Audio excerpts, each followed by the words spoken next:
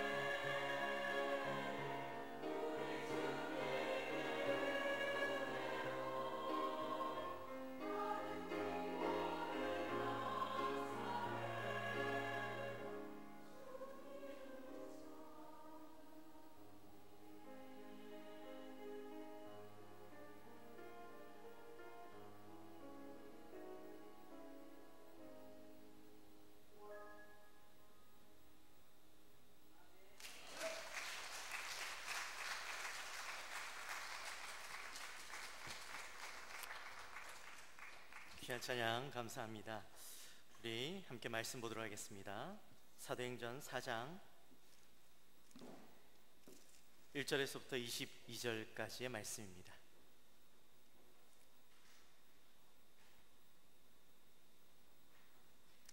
사도행전 4장 1절에서 22절까지의 말씀, 제 하신 성경은 신약성경 192페이지에 있습니다.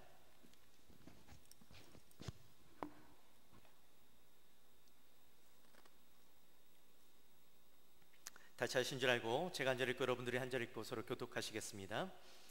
사도들이 백성에게 말할 때에 제사장들과 성전 맡은 자와 사두개인들이 이르러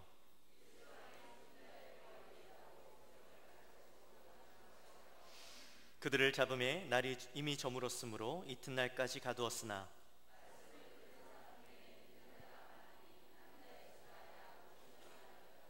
이튿날 관리들과 장로들과 서기관들이 예루살렘에 모였는데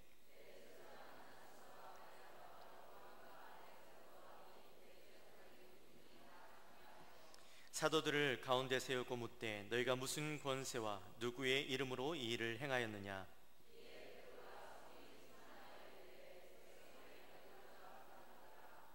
만일 병자에게 행한 착한 일이 일에 대하여 이 사람이 어떻게 구원을 받았느냐고 오늘 우리에게 질문한다면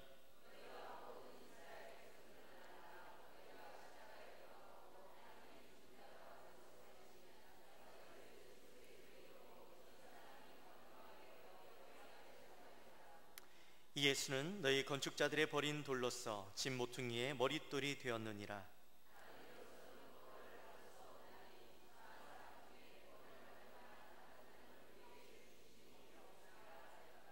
그들이 베드로와 요한이 담대하게 말함을 보고 그들을 본래 학문 없는 범인으로 알았다가 이상히 여기며 또 전에 예수와 함께 있던 줄 알고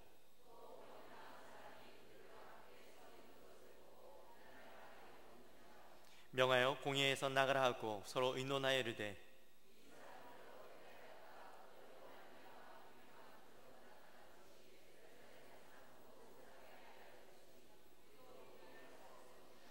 이것이 민간에 더 퍼지지 못하게 그들을 위협하여 이후에는 이 이름으로 아무에게도 말하지 말게 하자 하고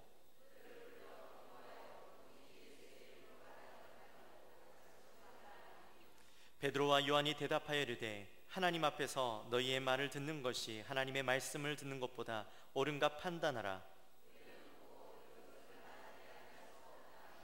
관리들이 백성들 때문에 그들을 어떻게 처벌할지 방법을 찾지 못하고 다시 위협하여 놓아주었으니 이는 모든 사람이 그 된 일을 보고 하나님께 영광을 돌림이라. 아멘. 우리 잠깐 기도합시다. 하나님 아버지 감사합니다. 오늘도 이 시간에 귀한 말씀을 듣습니다. 우리의 마음이 옥토와 같은 마음이 되어 말씀을 들을 때에 아멘으로 화답하고 우리의 가슴에 새길 수 있는 귀한 말씀 되게 하여 주옵소서. 감사합니다. 예수님의 이름으로 기도드리옵나이다. 아멘. 할렐루야. 오예배 오신 여러분을 환영하고 또 축복하고 사랑합니다. 아멘. 여러분, 예전에만 해도요 참 복음 전하는 것이 쉬웠습니다. 그렇죠? 길거리에서 예수천당, 불신지옥 외치기만 하면요 그렇게 외치는 사람들도 많았고 또 그렇게 전도하는 사람들도 많았는데 그렇게 외치기만 하면 그 전도가요 먹혔습니다. 그렇죠? 그 소리를 듣고요 전도되는 사람들이요 신기하게 있었습니다. 그런데 이제는 길거리에서 전도하는, 길거리에서 복음 전하는 것을 듣기도 힘들어졌고요 또 기독교인들조차 그렇게 전도하는 것을 싫어하는 시대가 되었습니다. 그러니 세상 사람들은 이 복음을 어떻게 받아들일 수 있겠습니까? 그뿐만 아니라 가면 갈수록요 복음 전하는 것이 더 어려운 시대가 되어질 것입니다. 제가 미국에 있을 때 한참 이슈가 되었던 게 있었는데요 이 미국의 종교의 자유가 있는데 전도하는 것이, 복음 전하는 것이 종교의 자유를 침해한다라고 이야기해서 길거리에서 복음을 전하지 못하도록 법적으로 이렇게 만들어 놓은 겁니다. 모든 주가 그랬던 건 아니지만 많은 주에서요 공공장소에서 기도하는 것조차도 금지시켜 놓은 것도 많았습니다. 그냥 내가 내 신앙을 가지고 내 공공장소에서 기도하는데 그것도 못하게 하는 거예요. 한국도 많이 바뀌어서 이 복음 증거하는 것이 참 쉽지 않습니다. 그렇죠? 아무 곳에서나 전도할 수도 없고요. 특히나 우리 교회에 보면 어린이집이 있는데 여러분, 아이들에게 복음 증거하는 것이 참 중요하거든요. 그런데 복음 전하는 것이 참 쉽지 않습니다. 우리 어린이집이 아무래도 나라의 교육 방침에 따라서 아이들을 교육하고 가르쳐야 되는 곳이다 보니까 아이들에게요, 기도 가르치는 것도 참 쉽지 않습니다. 우리 참 전도사님이 수고 많이 하세요. 물론 이 어린이집이 국공립이다 보니까 이제 시에서 도움을 받다 보니까 종교성을 보이면 안 된다 하더라고요. 물론 아이들에게 적극적인 복음 증거는 못 하더라도 우리가 흔히들 가랑비에 옷 젖는다라고 아이들에게 조심스럽게 복음을 계속적으로 전하면 그 아이들이 복음을 받아들이게 되겠죠. 그래서 그렇게 하기 위해서 노력을 하고 있는데, 어찌되었든 이제는요, 어디에서도 복음 전하는 것이 쉽지 않은 시대가 되었습니다. 그렇다면 왜 이렇게 복음 전하는 것이 어려워지고 있는 것일까요? 여러분, 왜 복음 전하는 것이 어려워지고 있는 시대가 되었을까요? 왜냐하면 우리가 살아가고 있는 이 시대는 영적 전쟁의 시대이기 때문입니다. 오늘 본문에 보면 사도행전에서 매우 중요한 변화가 일어납니다. 그 변화가 뭐냐면, 그동안 우리가 1장에서부터 3장까지 계속 말씀을 봤는데, 그동안 초대교회 성도들이 거침없이 복음을 증거하고 믿는 사람들이 날로 더 많아지고 있는 장면을 보았잖아요. 그런데 그렇게 거침없이 달리고 있던 초대교회에 이 복음 증거하는데 브레이크가 걸리는 장면이 오늘 사도행전 4장에 나오는 거예요.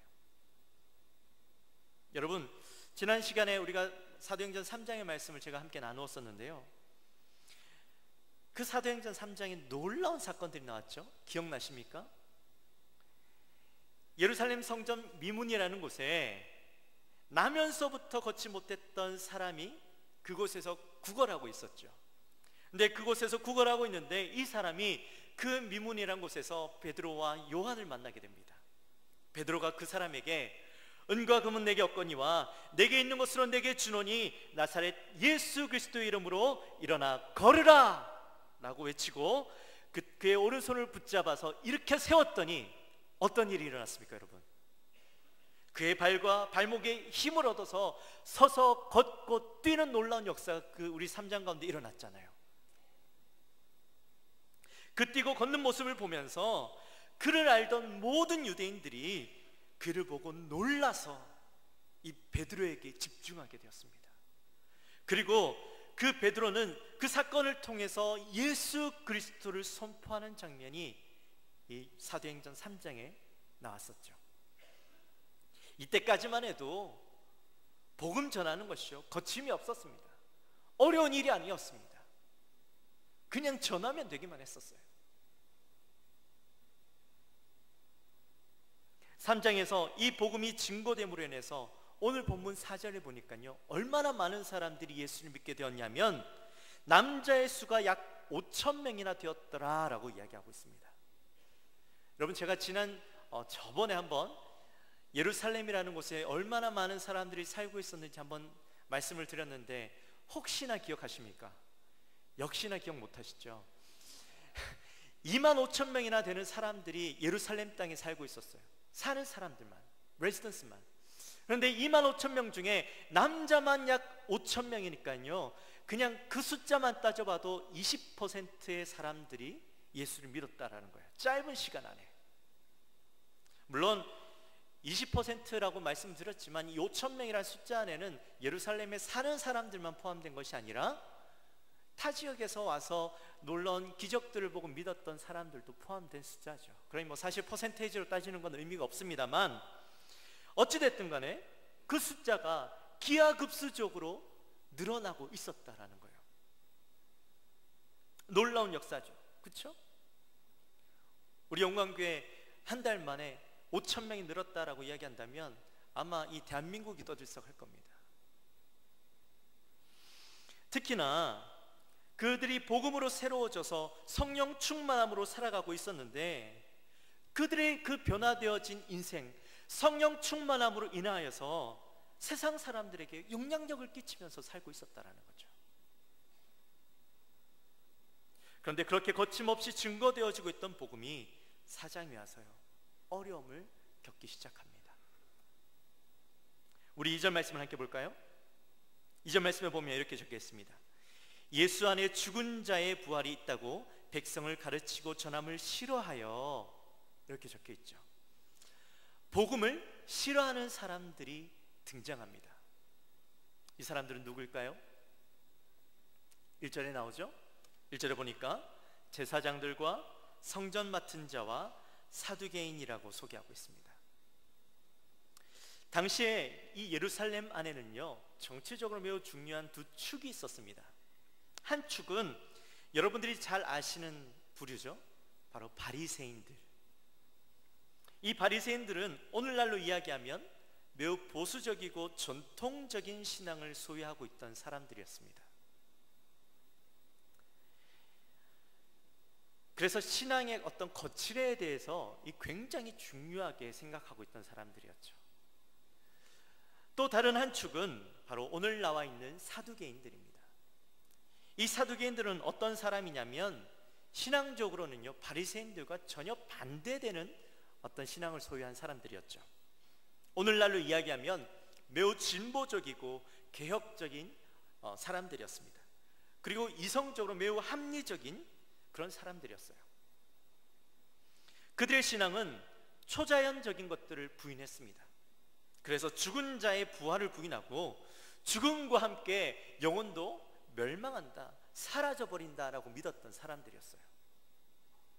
그렇기 때문에 사후 세계에 대해서도 부인하던 사람들이었죠. 그러니 그런 사람들이 예수님의 부활을 믿거나 또 인정하는 것이 있을 수 있었겠습니까? 당연히 없었겠죠. 이 사두개인들은 영적인 것들에 관심을 두기보다는 그들은 오로지 정치, 자기의 세력을 키우고 유지하는 곳에만 관심을 두고 있던 사람들이었습니다. 당시에 예루살렘의 최고 의결 기관이었던 이 산헤드린 공회라는 곳이 있었는데, 이 산헤드린 공회 대부분을 이 사두개인들이 차지하고 있었던 거예요. 1절에 나왔던 이 사람들도요, 결국에는 사두개인들이었습니다. 정치적으로 매우 막강한 파워를 가진 사람들이었죠. 그런데 그 사람들이 이렇게 정치를 장악하고 있던 예루살렘에 이상한 이야기가 들려오기 시작하는 겁니다. 이상한 변변치 않은 것들이 성전 안에서 부활을 이야기하고 기적을 일으키는 그런 소문들이 이 사두개인들 귀에 들리기 시작하는 거예요. 그리고 그들이 세력을 이루는데 적지 않은 인원들이 그들의 가르침을 좋아하고 따르기 시작했다라는 이야기가 들리는 거예요. 더 놀란 것은 모두가 잘 알고 있던 성전 미문에 있던 나면서부터 안진뱅이가 걷게 되었다는 거죠. 그놈이 성전을 뛰어다니면서 예수를 찬양하고 하나님을 찬양하고 베드로와 요한이라는 사람들을 자꾸 이야기한다라는 거예요. 그 모습을 보고 더 많은 사람들이 그들의 가르침에 관심을 가지고 그들의 이야기를 듣기 시작했다라는 소식을 듣고 이 사두개인들이 베드로와 요한을 잡아 가두게 됩니다. 사랑하는 성도 여러분, 자, 사두개인들이 무엇 때문에 베드로와 요한을 가두게 되었다고요? 이 사람들은 무엇을 싫어했어요? 자, 어려운 질문을 했죠. 앞서도 말씀드렸지만 사두개인들은요, 이 그리스도라고 불리는 예수쟁이들을 싫어했던 이유는 이들이 거대한 세력을 이루는 것들, 이들이 커가는 것들을 싫어했던 거예요. 왜냐하면 영적인 것에는 관심이 없다라고 했잖아요. 그들의 세력이 커지고 저들이 세상 가운데서 영향력을 끼치고 생명력을 전하는 것들이 싫었던 거죠.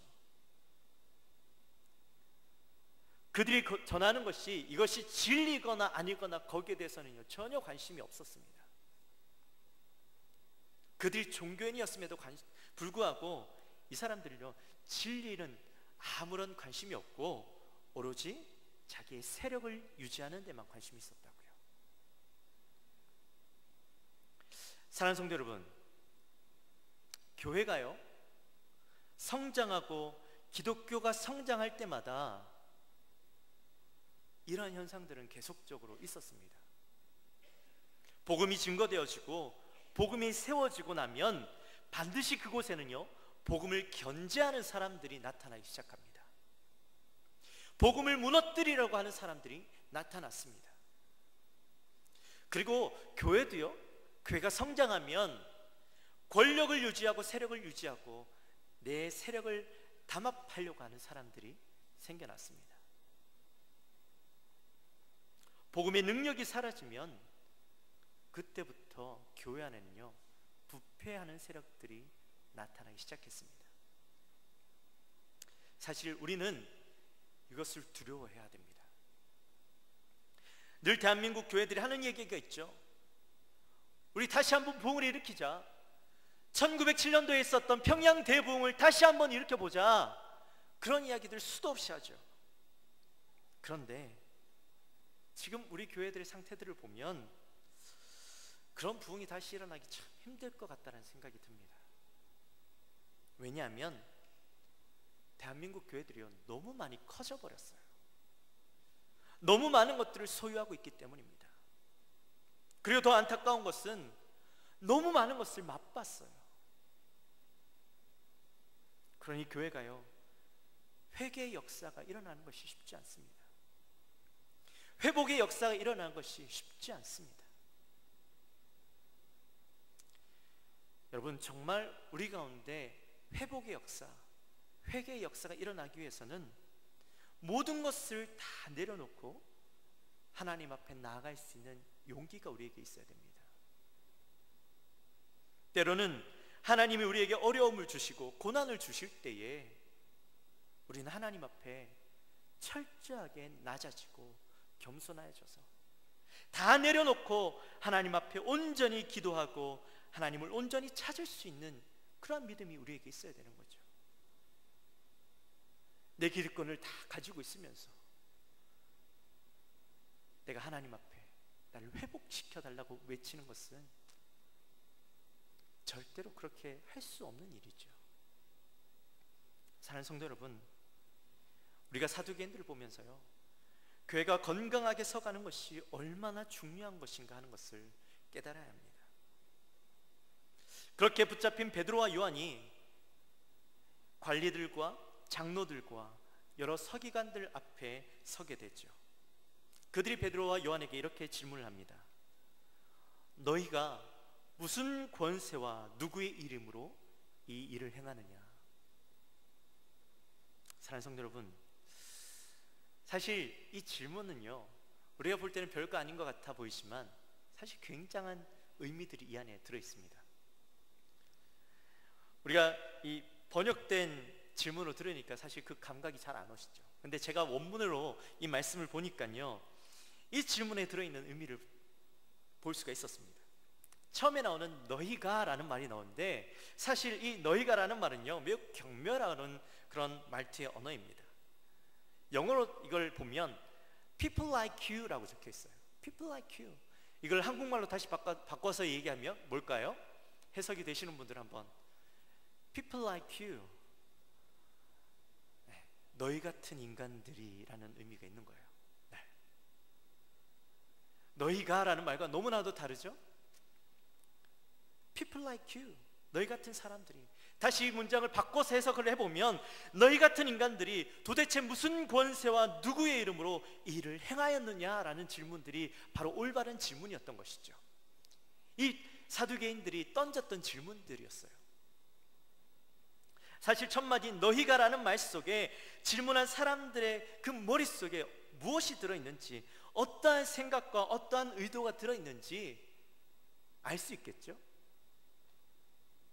이 사람들의 질문에는 두 가지 질문이 있었습니다. 첫 번째는 너희가 무슨 권세로 하니?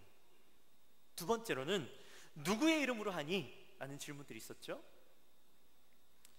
사실 이 질문을 한 사람은 이미 베드로와 요한이 누구인지 이미 알고 있었어요. 그리고 그들이 전하는 자가 예수라는 것과 예수가 부활했다라는 소식을 전하고 있다는 것을 이미 알고 있었어요. 그런데 왜 이런 질문을 했을까? 사실 공회원들에게는요, 예수라는 이름이 매우 불경스러운 이름이었습니다. 왜냐하면 그들에게 예수는요, 하나님의 이름을 욕되게 했던 그런 한 사람이었어요. 자신이 하나님의 아들이라고 이야기하고 메시아라고 이야기하고 그 결과 어리석은 신성 모독죄로 십자가에 힘없이 못 박혀 죽었던 어리석은 한 인간에 불과했던 것이기 때문이죠. 그들이 물론 소식은 들었습니다. 예수라는 사람이 3일 만에 다시 부활했다더라, 예수의 시체가 사라졌다더라 라는 이야기는 들었어요.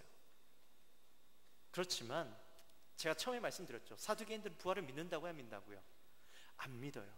그러니 저 제자들이 훔쳐갔네, 그렇게 생각하고 말았던 거예요.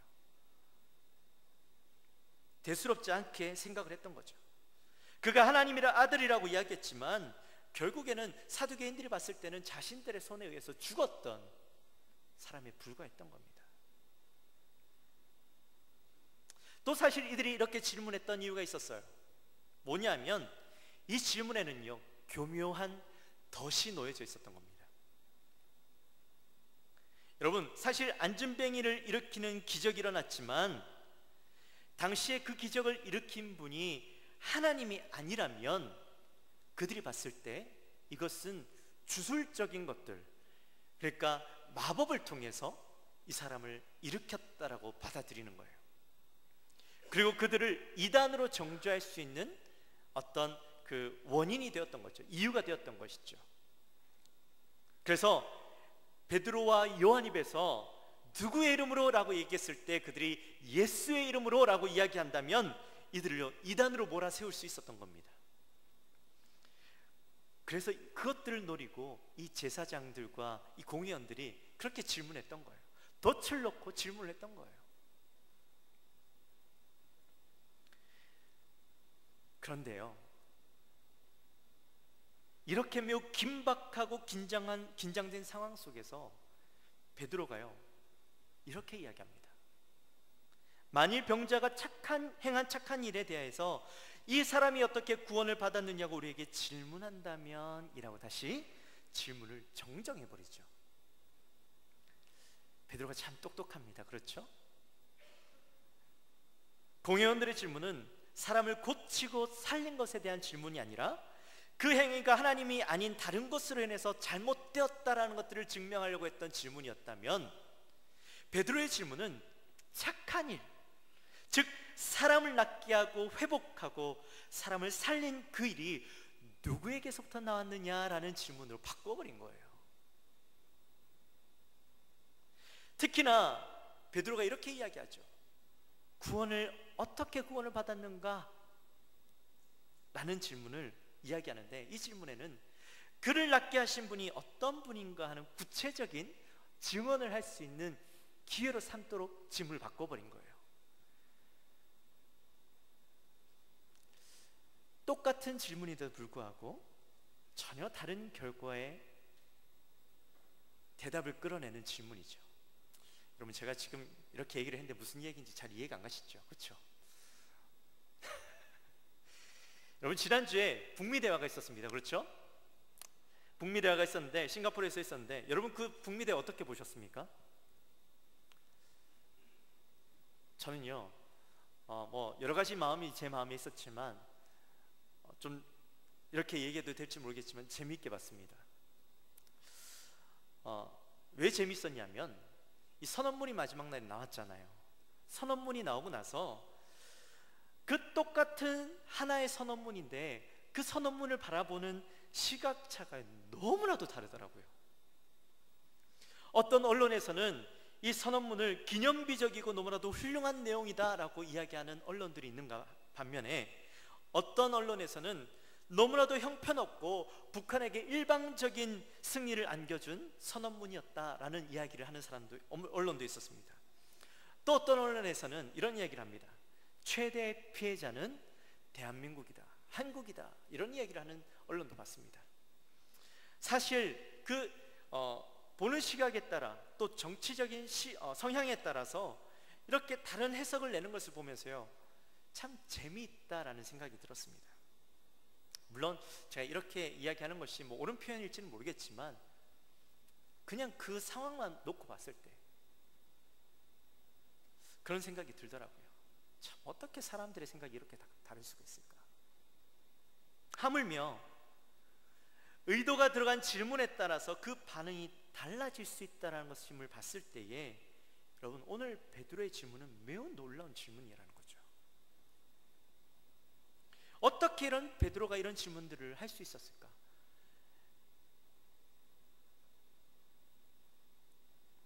8절에 보면 어떻게 이렇게 이야기할 수 있는지 나옵니다. 한번 해답을 찾아보시겠어요? 왜, 어떻게 베드로가 이런 놀라운 질문들을 바꿔서 이야기할 수 있었을까? 에?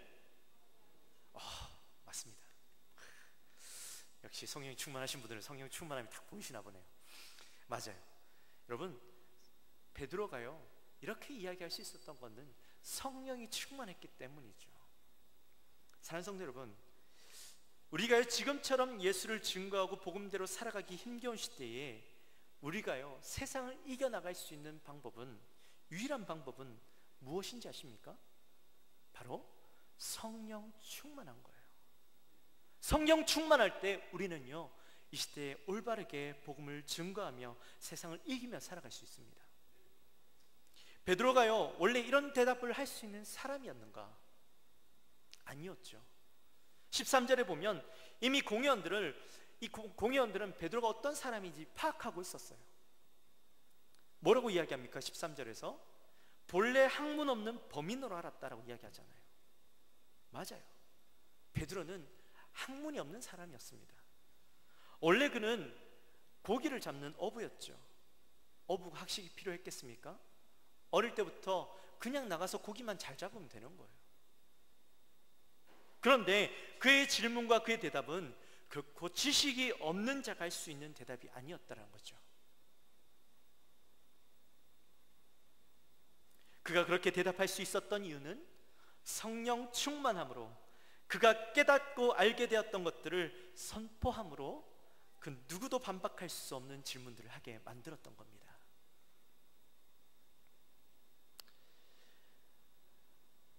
지난 총동원 전도주일 때 그 지나고 나서 우리 성도님들과 이런저런 이야기를 하다가 제가 그런 질문을 했습니다. 여러분, 전도는 누가 할까요? 전도는 누가 할까요? 전도에 대해서 배운 사람이 할까요? 아니면 전도에 재능이 있는 사람들이 전도를 잘 할까요? 아니면 말 잘하는 사람들이 전도를 잘 할까요? 누가 전도를 잘 할까요? 네, 누구요? 전도를 잘하는 사람은요 은혜 받은 사람이 전도를 잘합니다. 제가 전도하시는 분들을 쭉 보니까요, 전도 잘하시는 분들을 봤는데 그 전도 잘하시는 분들을 보면 초신자들이 전도를 잘해요. 교회 처음 오는 사람들이 전도를 잘하고요, 교회 와가지고요 은혜 받은 사람들이 전도를 잘해요. 그분들은 은혜 받고 교회 오는 것이 너무나도 좋고 행복해서 어쩔 줄 몰라 하는 거예요. 그래서 자기 안에 주체할 수 없는 그 기쁨을 전하지 않고서는 안 돼서요 나가서 전도하는 거예요. 그래서 주체할 수 없는 기쁨을 그대로 막 전하는 겁니다. 야, 우리 교회 가자, 우리 교회 가자, 너무 좋아, 너무 행복해, 내가 이렇게 좋은 걸 처음 봤어, 처음 느껴봤어. 그렇게 얘기를 하니까요 사람들이 도대체 제가 미쳤나 싶은 생각이 드는데, 신기하잖아요. 이때까지 저런 인간이 아니었는데 왜 저렇게 바뀌었지? 라는 궁금증이 생기면서 교회를 따라 나가는 거예요. 성령으로 충만해서 기쁨을 주체하지 못하는 모습을 보고 사람들이 교회로 따라오는 거예요. 여러분, 절대로 지식이 많다고 해서 전도 잘하는 거 아닙니다. 말을 잘한다고 해서 사람들을 이끌고 올 수 있는 거 아니에요. 역시나 베드로도요 전에는 똑같은 장소에서, 사실 지금 똑같은 장소, 그곳에서 예수님을 부인했던, 3번이나 부인했던 장소였어요. 그런데 그가 당당하게 예수 그리스도를 선포하고 있는 모습을 보면서 우리가 깨닫는 것은 성령께서 그의 안에 놀라운 은혜를 베풀어 주셨구나. 그가 성령으로 충만하니까 똑같은 장소에서 전혀 다른 모습으로 예수 그리스도를 선포하고 있는구나 하는 것을 깨닫게 되는 것이죠. 사랑하는 성도 여러분, 저와 여러분들에게도요, 이처럼 성령께서 주시는 주체할 수 없는 기쁨, 성령 충만함을 누리게 되시기를 주님의 이름으로 축원합니다. 우리 베드로의 선포를 한번 보겠습니다. 10절부터 한번 볼까요? 너의 모든 이스라엘 백성들은 알라. 너희가 십자가에 못 박고 하나님이 죽은 자 가운데서 살리신 나사렛 예수 그리스도의 이름으로 이 사람이 건강하게 되어 너희 앞에 섰느니라. 이 예수는 너희 건축자들의 버린 돌로서 모퉁이의 머릿돌이 되었느니라. 다른 이로서는 구원을 받을 수 없나니 천하 사람 중에 구원을 받을 만한 이름 다른 이름을 우리에게 주신 일이 없음이라 하였더라. 아멘. 여러분, 이 베드로의 선포 너무 멋지지 않으십니까? 이 선포를 들은 공회원들이요, 꼼짝 못하고 반박 한마디 하지 못하는 그런 모습들이 나타나고 있잖아요. 그리고 그들이 아무 말도 못하니까요, 할 말이 없으니까 그저 베드로와 요한을 위협해서 겁주고 경고하는 것밖에 할 수 없었던 거예요. 근데 그렇게 이야기하고 나서 베드로와 요한이 또 한 번 더 멋진 말을 합니다. 뭐라고 이야기하냐면, 하나님 앞에서 너희의 말을 듣는 것이 하나님의 말씀을 듣는 것보다 옳은가 판단하라. 지금 이 말은 공회가 너 다시 한번 예수의 이름으로 증거하면 안 돼? 그럼 너희도 혼나? 경고했는데, 야, 내가 너희들 말을 듣는 게 좋을까? 아니면 하나님 말씀을 듣는 게 좋을까? 이렇게 얘기하고 있는 거죠. 공회 경고에 정면으로 거부하는 모습입니다. 사실 여러분, 이런 일이 있을 수 없는 일이에요. 공회를 거부하면, 공회의 명령을 거부하면 죽을 수도 있는 위협이 있는 거예요. 그런데 그 가운데 두려움 없이 단호하게 거부하고 있는 모습이 나타나고 있죠. 사랑하는 성도 여러분, 저와 여러분에게도요, 베드로와 같은, 요한과 같은 담대한 믿음을 소유하게 되시기를 주님의 이름으로 축원합니다. 세상이 약해지고 복음에 대해서 우리를 억누르고 복음을 선포하지 못하도록 막는 분위기가요, 사회 전반적으로 퍼져갈 겁니다. 근데 그런 사회 속에 우리가 살아가고 있다 할지라도 우리는 복음에 대해서 담대하고 분명한 단호한 태도를 보여야 됩니다. 마태복음 28장 20절에 보면 예수님께서 제자들에게 이렇게 말씀하세요. 내가 너희에게 분부한 모든 것을 가르쳐 지키게 하라. 볼지어다 내가 세상 끝날까지 너희와 항상 함께 있으리라 하시니라. 아멘. 예수님께서요, 우리에게 이렇게 멋진 약속을 해주셨습니다. 모든 것을 가르쳐 지키게 하라. 그리하면 세상 끝날까지 너희와 함께 하겠다. 여러분, 예수님께서 우리에게 이렇게 멋진 약속을 해주셨는데 우리가 두려워할 필요가 뭐가 있겠어요? 죽음이 두렵습니까? 뭐가 두려워요? 우리는 그 예수 그리스도의 약속을 믿고 굳게 믿고 나아가면 우리에겐 두려울 것이 없는 거죠. 히브리서 11장 38절에 보면 이러한 믿음은 세상이 감당하지 못한다라고 이야기합니다. 사랑하는 성도 여러분, 우리도 예수님 말씀을 믿고 담대하게 선포하고 가르치고 세상이 감당하지 못하는 믿음을 가지고 예수 그리스도의 복음을 온전히 선포하는 그런 믿음의 사람들이 되어주시기를 주님의 이름으로 축원합니다. 이제 말씀을 마칩니다. 너희가 무슨 권세와 누구의 이름으로 이 일을 행하느냐 라고 세상은 우리에게 질문할 겁니다. 우리를 경멸스러운 태도로 우리에게 이렇게 이야기할 겁니다. 우리를 무시하고 우리를 억누르려고 할 때 여러분 어떻게 하시겠습니까? 담대하게 세상을 이기신 예수 그리스도의 이름으로 우리에게 주신 약속을 굳게 믿고 선포하며 우리가 담대하게 세상 가운데 승리를 이뤄내는 우리 사랑하는 영광교회 성도님들 되시기를 주님의 이름으로 축원합니다. 아멘. 우리 시간 함께 찬양하기 원하는데요, 그 이름이라는 찬양입니다. 예수 그 이름 나는 말할 수 없네. 그 이름 속에 있는 비밀을, 그 이름 속에 있는 사랑을, 그 사랑을 말할 수 없어서 그 풍부한 표현 못해서 비밀이 되었네. 그 이름 비밀이 되었네. 그 진리 말로 표현할 수 없어서 이렇게 표현한 겁니다. 그런데요, 사람들 그 이름 건축자의 버린 돌처럼 버렸지만 내 마음에 새겨진 그 이름 아름다운 보석, 내게 있는 귀한 비밀이라 내 마음에 숨겨진 기쁨. 시는요 이렇게 이야기하고 있어요. 내 마음속에 새겨진 그 기쁨,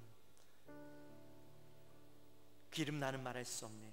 그 이름의 비밀을, 그 이름의 사랑을 세상 가운데서 우리가요 담대하게 어떻게 우리가 이 그리스도의 이름을 표현해야 될까 고민하는 그것보다 나에게 주어진 감출 수 없는 그 놀라운 비밀의 사랑을 우리가 담대하게 그냥 선포하는 거예요. 그럴 때 놀라운 기적의 일들은요 나타납니다. 여러분, 우리 다시 한번 그 놀라운 비밀을, 그 놀라운 이름 속에 있는 놀라운 사랑을 다시 한번 생각하면서 우리 함께 찬양을 했으면 좋겠습니다.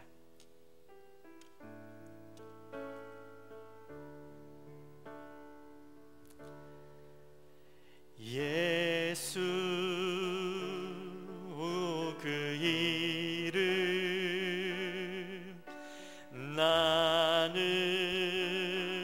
말할 수 없네.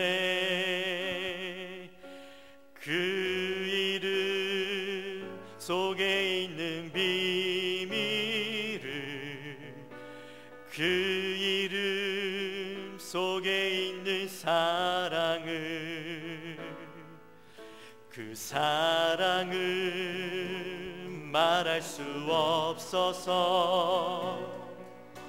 그 풍부한 표현 못해서 비밀이 되었네. 그 이름 비밀이 되었네. 사람들 그 이름 건축자의 버린 돌처럼 버렸지만 내 마음에 새겨진 이름은 아름다운 보석, 내게 있는 귀한 비밀이라 내 마음에 숨겨진 기쁨. 예수 오 그 이름 나는 말할 수 없네. 내 마음에 새겨진 이름은 아름다운 보석, 내게 있는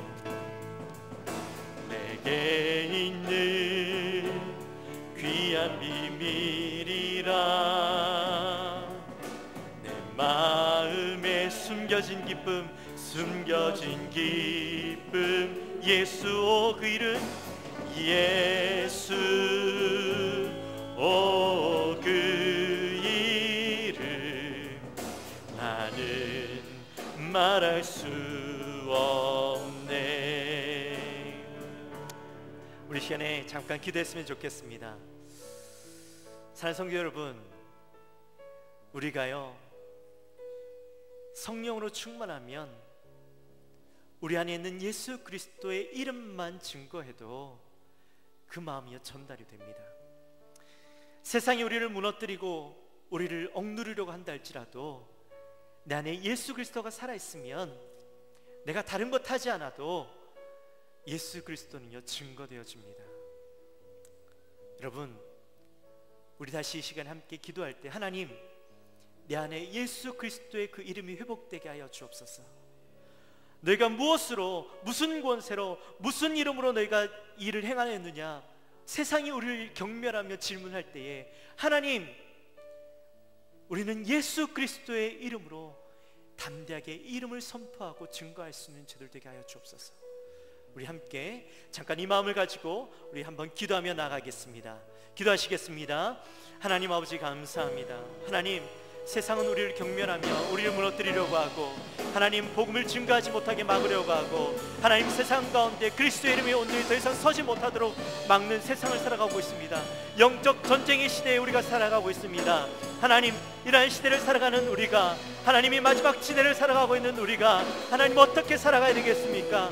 하나님, 그저 아무런 힘도 없고 능력도 없고 아무런 소망도 없는 자들과 같이 하나님 그저 소리 소문 없이 그저 죽어 지내는 것이 옳은 방법이겠습니까? 하나님, 아닙니다. 하나님, 이 시간 우리가 담대하게 선포하며 예수 그리스도의 이름을 주체할 수 없어서 전하지 못하여서 우리가 그저 예수 그리스도의 이름, 그 이름만 증거하여도 하나님, 우리가 그 안에서 드러나는 성령으로 충만하여서 드러나는 그 성령의 능력, 하나님 능력이 예수 그리스도의 이름이 하나님 온 땅 가운데 선포되어지고 증거되어질 수 있는 하나님의 사람이 되어지게 하여 주옵소서. 우리 영광교회가 되게 하여 주옵소서.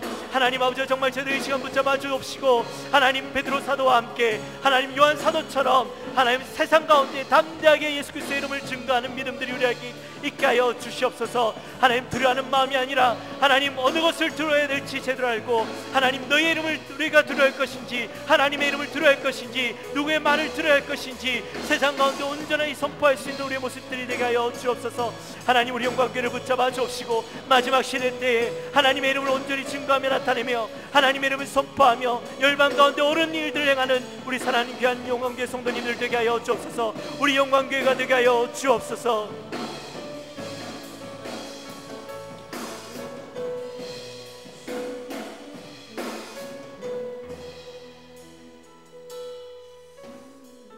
하나님 아버지 감사합니다. 이 시간에 저희들을 사랑하여 주시고 하나님의 귀한 말씀을 통하여서 깨닫게 하시니 감사합니다. 세상이 우리를 경멸하며 무시하며 우리를 저주하며 너희가 무슨 권세로 누구의 이름으로 이 일들을 행하느냐, 하나님 우리를 억누르려고 하고 복음을 증거하지 못하려고 할 때에 하나님, 우리가 어리석은 자와 같이 살아가는 것이 아니라 하나님 베드로 사도와 같이 요한 사도와 같이 온전히 예수 그리스도의 이름을 증거하며 살아계신 예수 그리스도의 이름을 선포할 때에 놀라운 능력이 나타나게 하시고 우리 안에 성령으로 충만하여서 그 이름을 두려워하지 아니하고 하나님의 이름을 담대히 선포하는 믿음들이 우리 안에 있게 하여 주옵소서. 마지막 시대를 살아가는 우리 사랑하는 성도들에게 하나님, 두려움이 아니라 담대함과 하나님 온전히 예수 그리스도의 이름으로 승리를 이루어내는 성도님들의 삶이 되게 하여 주옵소서. 우리 영광교회가 되게 하여 주옵소서. 감사합니다. 예수님의 이름으로 기도드리옵나이다. 아멘.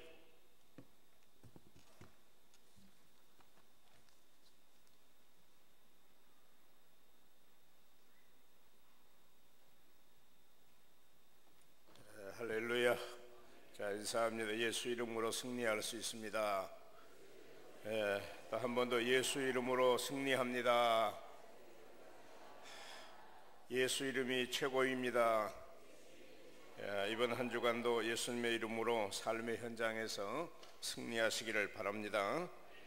순종의 달, 나라 사랑의 달, 특별히 나라를 위해서 많이 기도하시고 급변하는 우리의 정세를 보면서 정치적으로 좋은 분위기고 또 복음 통일이 이루어질 수 있는 하나님의 은혜를 주시기를 위해서 끊임없이 기도해 주시기를 바랍니다. 다음 주일 오후 예배가 성경 퀴즈대에 있는데 11개 상하 공부 많이 하시고 각 기관 사랑방 2인 1조 이렇게 하도록 하는데 처음에 OX 문제로 해서 가볍게 출발하니까 다 참여하도록 그렇게 하시면 감사하겠어요. 연간 가족 수련회 신청서 사랑방별로 체크하고 이제는 준비하는 단계에 들어가도록 해주시면 감사하겠어요. 333 기도회 수요일 낮 12시 반에 있는 거 기억하시고 금요 심야 기도회 아픈 분들 위해서 합심 기도하도록 하겠습니다. 또 아픈 분들이 직접 나와서 이렇게 합심 기도하면은 기적이 일어나게 될 줄 믿습니다.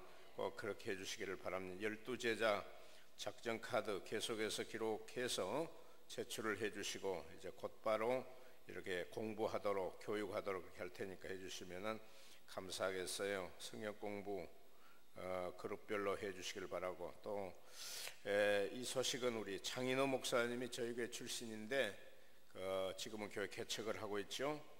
장남 대연군 결혼식이 토요일이 있습니다 해서 뭐 모르시는 분들이 있을 것 같아서 광고 넣었으니까 같이 축하해 주실 분들은 축하해 주시면은 감사하겠어요. 기도하고 축도로 마치도록 하겠습니다. 하나님 감사합니다. 의대로 저희들을 부르셔서 하나님의 사랑을 경험하게 하시고 예수 이름 가지고 승리하게 하심을 감사합니다. 언제나 우리 예수 이름을 앞세울 수 있는 하나님의 사람들 되게 하옵소서. 오예배에 참석한 사랑하는 주의 백성들 성령으로 무장하고 주님의 이름으로 무장하여 세상과 담대히 싸워 승리하도록 도와주옵소서. 지금 우리 구주 예수 그리스도의 놀라우신 은혜와 하나님 아버지의 사랑하심과 성령의 교통하심이 영원토록 함께 있을지어다. 아멘.